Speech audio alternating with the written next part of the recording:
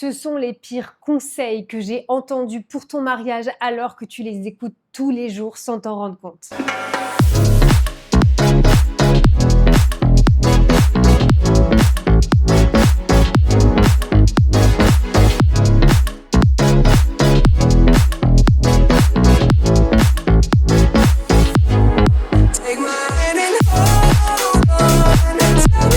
Hello, bienvenue dans cette nouvelle vidéo, trop contente de la faire. Comme toujours, j'adore ce petit rendez-vous du dimanche matin, de vous partager une thématique. Bon, là, vous me voyez qu'un grand sourire et en fait, c'est vraiment une alerte de... je trouve qu'il y a pas mal de conseils sur les réseaux sociaux avec lesquels je ne suis absolument pas d'accord. J'avais déjà envie de commencer par vous dire que ça reste mon opinion, que ça reste mes avis. C'est ok de pas penser la même chose que moi. C'est ok que peut-être vous soyez d'accord avec certains des conseils que je vais énoncer ici. Je ne citerai personne. Je vais juste reprendre certains conseils que je peux voir sur les plateformes, que ce soit sur Instagram, sur YouTube, sur TikTok. Je deviens une experte en TikTok. Ça y est, je me suis lancée, vous me l'avez demandé depuis des mois. Et donc, ça y est, mon objectif, c'est de vous donner d'autres types de conseils, plutôt en basant sur Pinterest, sur des choses hyper chouettes que je peux trouver, que je peux vous conseiller, toujours d'un point de vue vraiment organisation. Donc, n'hésitez pas à me suivre, ça m'aiderait beaucoup parce que si je suis vraiment très sincère avec vous, TikTok, je le fais vraiment que pour vous parce que je ne l'utilise même pas dans la vie de tous les jours. Donc, pardonnez-moi si ce n'est pas parfait. En tout cas, j'essaye, mais ça m'aiderait vraiment énormément que vous preniez quelques minutes pour me suivre sur TikTok. Donc aujourd'hui, on va aller reprendre tous ces conseils que je vois passer sur les réseaux sociaux et avec lesquels je ne suis absolument pas d'accord. C'est vrai qu'on entend de tout et de rien et en fait, il faut faire attention sur les réseaux sociaux à des fois, on va faire des titres, des hooks qui vont être forts pour aller trouver de l'engagement, aller suivre l'algorithme, etc. Et des fois, je vois des choses où je me demande si ça a été fait pour vraiment créer le buzz ou si vraiment les personnes qui le partagent le croient vraiment. Parce que ce qui est assez dingue, c'est que c'est parfois des professionnels du secteur du mariage qui partagent ça. Et moi, je me dis, waouh, ça va totalement à l'opposé de ce que moi j'ai l'habitude de vous conseiller. Donc, je vais reprendre ça. Encore une fois, peut-être que vous ne serez pas d'accord avec tout et c'est ok. D'ailleurs, n'hésitez pas à commenter au fur et à mesure. Est-ce que vous êtes d'accord? Est-ce que vous n'êtes pas d'accord? Est-ce que vous avez déjà entendu ce genre de conseils-là? Ou alors, quels ont été les conseils qui, selon vous, vous avez vus sur les réseaux et avec lesquels vous n'étiez pas d'accord? N'hésitez pas à faire pause, à me le mettre en commentaire. Ça me permettra de voir un petit peu, peut-être de faire une autre vidéo, de vous répondre.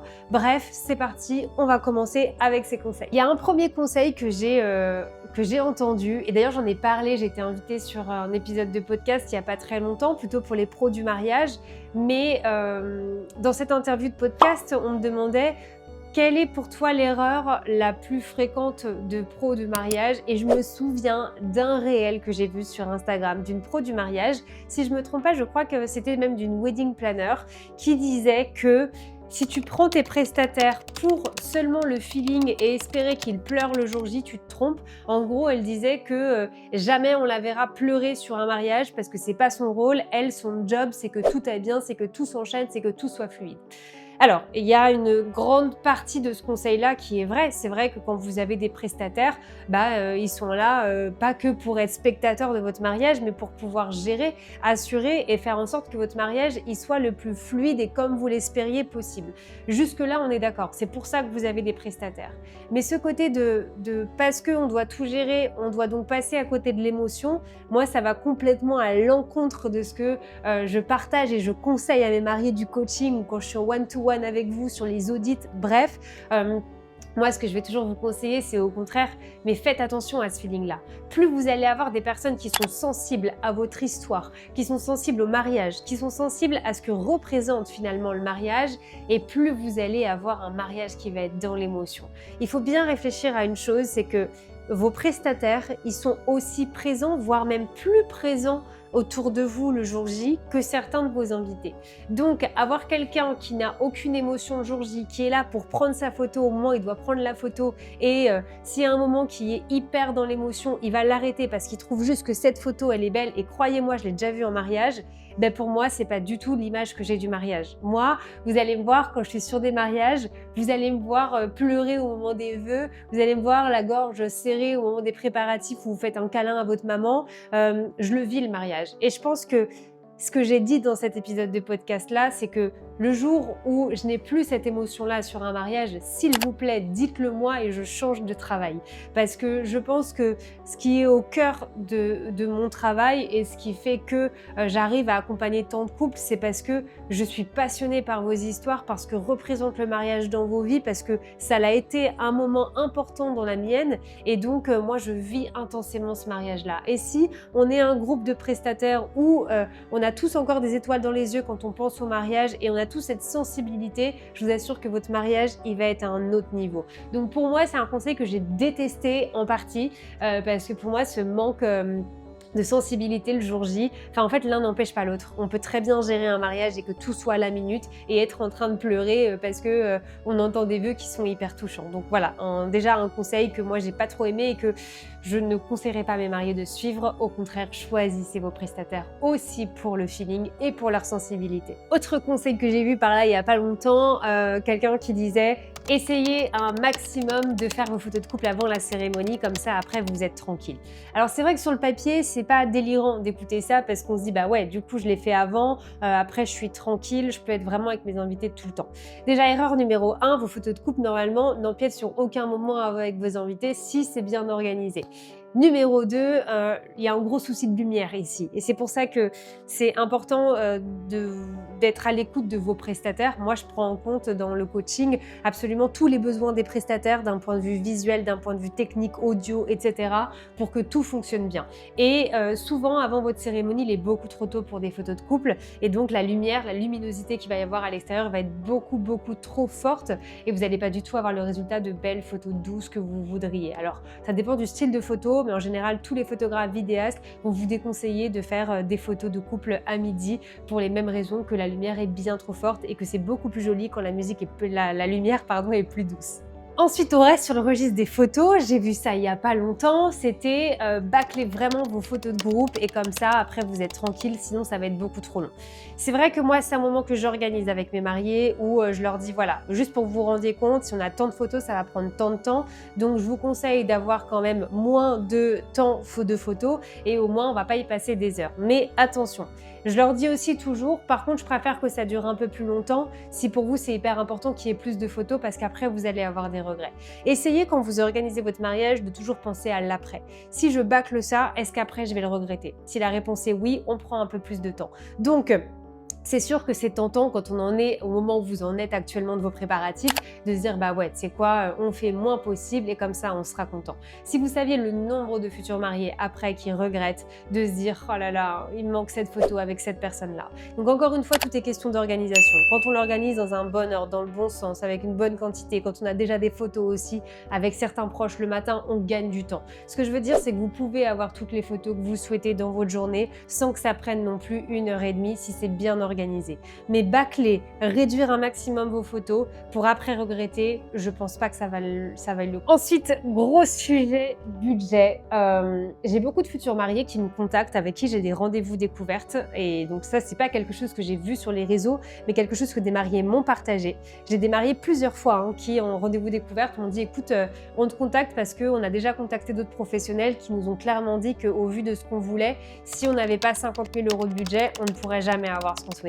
J'ai beaucoup de mal moi avec ça parce que bien évidemment il y a un moment où si vous voulez arriver en hélicoptère et que vous voulez un mariage en Provence et qui dure une semaine, si vous me dites que vous avez 10 000 € de budget, c'est sûr que ça peut être compliqué. Mais en fait, comment est-ce qu'on peut réduire votre mariage à une somme d'argent? Ça, c'est un gros problème pour moi parce que quand vous m'annoncez, je sais pas, 30 000 € par exemple de budget, j'ai encore pas d'informations pour vous dire si c'est possible ou pas. Ce que je veux vous dire, c'est que ça dépend de plein de choses. Ça dépend de, est-ce que dans ces 30 000, on calcule le tout? Est-ce que dans ces 30 000, il va y avoir une participation de la famille? Est-ce que, il y a plein de est-ce que où pour moi, on ne peut pas se réduire à un montant. Donc, faites attention aux professionnels qui vont vous dire, si t'as pas tant, tu ne pourras pas. Parce que avant de dire ça, il y a un gros travail à faire ensemble avant. Donc pour moi, tout est possible. On peut faire plein de choses. Oui, il faudra faire des concessions, mais votre mariage ne se réduit pas à une somme d'argent. C'est pour ça que ce conseil-là, je le déteste. Vous verrez également certains conseils qui vont vous dire te prends pas trop la tête quand même, laisse de la place un peu au ressenti, à la spontanéité des choses, arrête de vouloir être dans le contrôle absolument tout le temps. Là, moi, j'ai un gros souci, c'est que Pour moi, il y a un gros problème où on croit que si on anticipe, on ne laisse plus de place à la spontanéité. C'est complètement faux. Pourquoi? Parce que le fait d'anticiper va faire qu'on va laisser place à la spontanéité le jour J, parce qu'on aura eu des moments qui vont pouvoir permettre qu'il y ait de la spontanéité le jour J. La grande différence, si vous voulez, c'est que de tout laisser en spontané le jour J, en fait, il y a un moment où si ça marche pas comme vous l'aviez imaginé, la spontanéité, elle va pas vous mener à grand chose. Et si on veut trop de spontanéité, on risque de passer à côté de certaines choses qui étaient pourtant importantes pour vous, que ce soit sur un discours. Ne prépare pas de discours, tu verras, le jour J, t'inventes, moi je suis à l'aise à l'oral, etc. Le jour J, avec l'émotion, l'adrénaline, ce que vous avez dans la tête, ce qui se passe autour de vous, est-ce que vous allez vraiment réussir à dire tout ce que vous auriez pu dire si vous aviez un peu anticipé ce discours-là? Et ça ne veut pas dire que le jour J, vous allez le lire à la lettre. Ça veut juste dire que si à ce moment-là, vous avez autre chose dans la tête, vous allez prendre ce papier, vous allez dire « Ah ouais, tiens, la grande ligne là, il fallait que je remercie telle personne parce qu'elle a fait ça et c'était vraiment extraordinaire. » Et là, je vous prends l'exemple du discours, mais ça marche pour toute votre journée. Donc, anticiper ne veut pas dire qu'il n'y aura pas de spontanéité, mais il faut tout anticiper en plan A, en plan B et en plan Z pour que vous soyez tranquille le jour J. Ensuite, c'est très tendance les copie ça et t'obtiendras ça de façon hyper facile.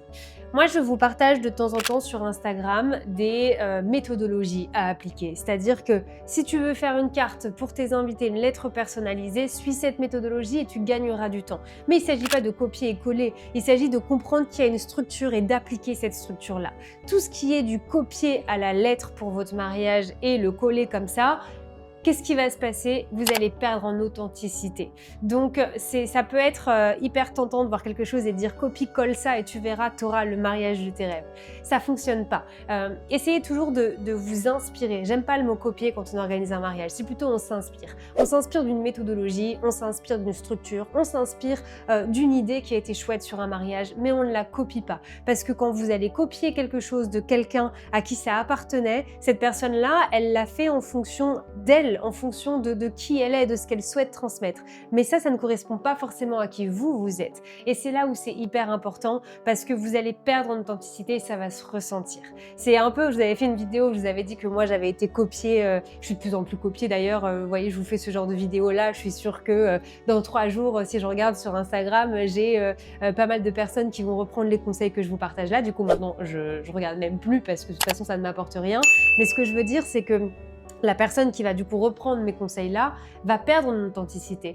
La personne qui a copié tout le coaching comme je le fais de A à Z ne sera jamais aussi réelle que ce que moi je vous partage où je l'ai créé à partir d'une vraie histoire derrière. C'est la même chose pour votre mariage. Donc essayez de quand vous voyez des conseils de copie ça, t'obtiendras ça, c'est non, je vais m'en inspirer et je vais voir ce que ça peut donner pour que je le personnalise après pour moi. Voilà globalement les conseils que je vois passer, avec lesquels je suis pas forcément d'accord et je vous conseille plutôt de les prendre ou en tout cas de prendre un peu de recul par rapport à ce que vous regardez dans vos conseils. Faites attention en fait, posez-vous des bonnes questions. Attends, ces conseils-là, est-ce que ça colle à ma personnalité? Est-ce que je suis d'accord avec? Est-ce que je copie simplement bêtement parce que c'est d'un professionnel?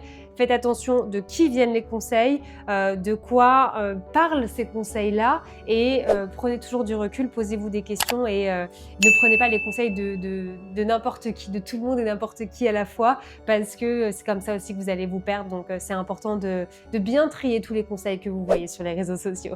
Voilà, en tout cas, j'attends tous vos commentaires. Encore 1000 merci. N'oubliez pas de bien me suivre aussi sur TikTok. Et moi, je vous dis à la semaine prochaine pour une prochaine vidéo.